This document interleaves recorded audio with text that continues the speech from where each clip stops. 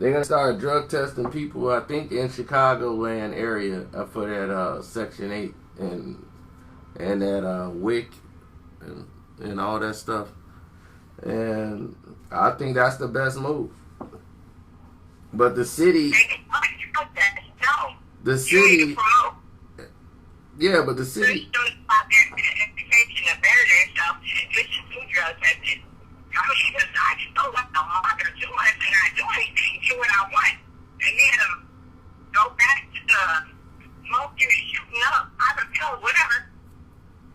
Yeah, but when you have no jobs, no recreational centers, you don't have anything for these people to do as an outlet. Only things left for them to do is to get in trouble and go outside and do something stupid. They need more back.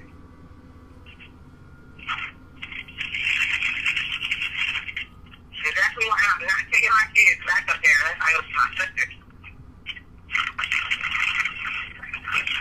I mean,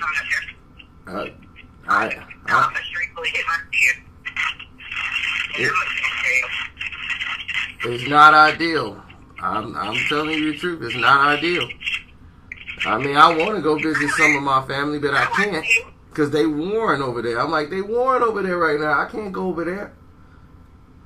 Those people shooting back and forth, and then I'm like, I see you on Facebook just putting tears up. Like, why is all this violence? And then 10 minutes later, you asking me to come visit. I'm like, they just shooting over there. I'm not coming over there. They still warring. I know. Why do you think I live here? I live here. My kids are safe. They're happy. I mean, this area is bad in Chicago, but it has its problem. But we don't live in this area. I put my kids off in the middle of nowhere. All right. It's completely sheltered, so. All right, you know, I still go certain places, but I'm not going to forcibly go in a war zone and just to try to say, hey, what's up? You know, and I'm here.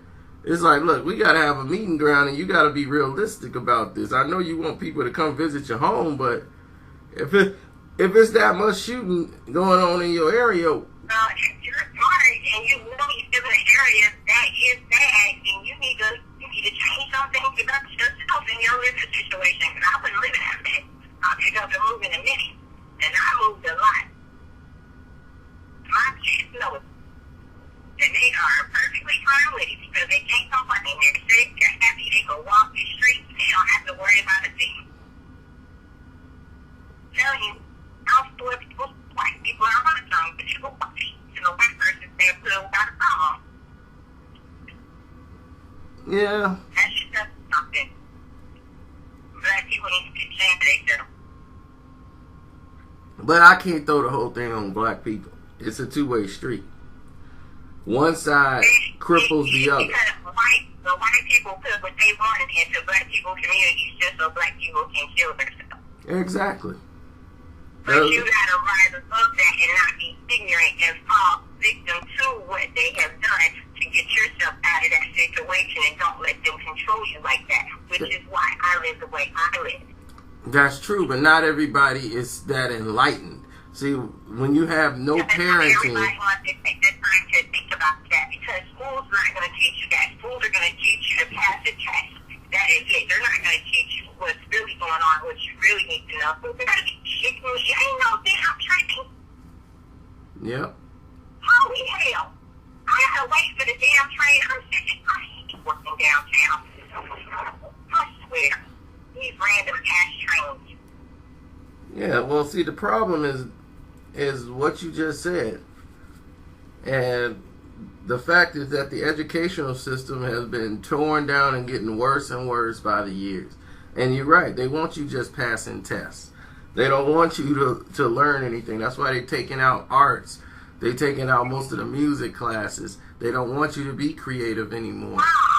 They don't teach you about economics right away in school and how to balance your money and how to be financially sufficient. They don't want you to do that. They did when we were younger. Yeah, when we were younger, we were taught. We were very fortunate.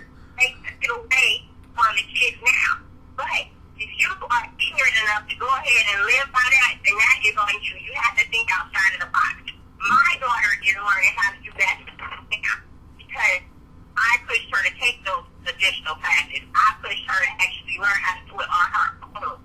Exactly, but that's because of you. Your parenting.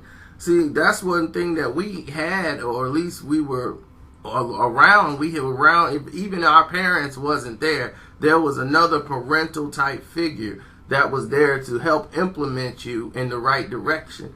But when your parents are ratchet and they don't care what you do, it's very hard for you to be on the right track, or you to try to figure out what's going on and overcome those situations. That's a hard obstacle. Everything starts from the household.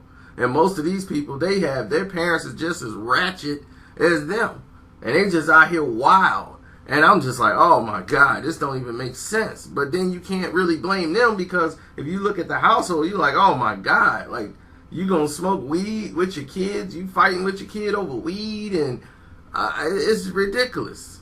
You know, they got guns on the table. They curse. There's no respect in the house. It's just a mess. So, I mean, I've been around kids. They don't even know how to hold a fork or a spoon. They eat like a shovel. Their education level is very low. And you know what? I think it's like American became, because we have foreign countries that are beating us in like every aspect. Oh, yeah. America takes great when you voted for a dickhead for president. No political background. This country's gonna really go to shit. And on top of that, take the American great just because you go up in an Olympic game when youth that is going to grow up that should be molded to play in the Olympics and excel and do better, they're being robbed of a good education because you want them to take a test. I don't care about your test. And I'm saying that because I encourage art. I mean, my daughter's been she's been playing for 7 years. And she does art. She draws, she colors, she does all of that. She's very crafty. And I'm proud of it. And I want her to stay that way. I have a son who plays sports. But at the same time, he's also he's one of those intellectuals who will sit and watch the news with you and have a conversation about it. Oh, that's wonderful. I know it is. It is how I want my kids to be. Yeah, but I have another who enjoys reading, who enjoys going to find out something that strikes her curiosity. She will go find out. She will sit, she'll read about it, she'll watch documentaries, and then come back and talk to you about it like it's the most interesting thing going on in the world. But, you know, again, I guess you say it's not at home, but you also have to think about it. These ignorant parents that you're referring to, not all of them were in school with us.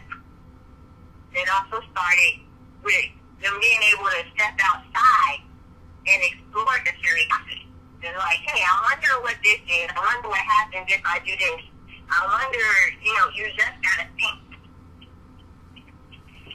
It's that limited thinking that holds them back. And because they figure, oh, I'm right because I did this. No, you're not. You're not right because you did anything. Because you don't even know what you did or what you did while you did it. You're just doing it just to act because you think it sounds cool. It doesn't sound cool. You're not a piece of shit. Well, and the thing is, if you've always been a great mother. I mean, you are always hands-on, involved in everything your children do. If they weren't doing something right, you was right on them. Every time you was like, well, you got a test. I want you to get in there and study. Turn that TV off. You're very influential on your children. And that's what's missing. A lot of these parents today, they're not even concerned. They don't even know who the teachers are at their school for their kids. They just... No, I know. Oh, please. Teachers know me, principals know me, counselors know me. I will be there. Because I am my kids' example. I'm the first thing that they will learn. I'm the first thing that they get the most from. And then say, hey, I want to be like my mom. I want to do better. That's me. I'll say that shit. I'm not trying to raise no ignorant people. I'm not trying to finish college one day soon.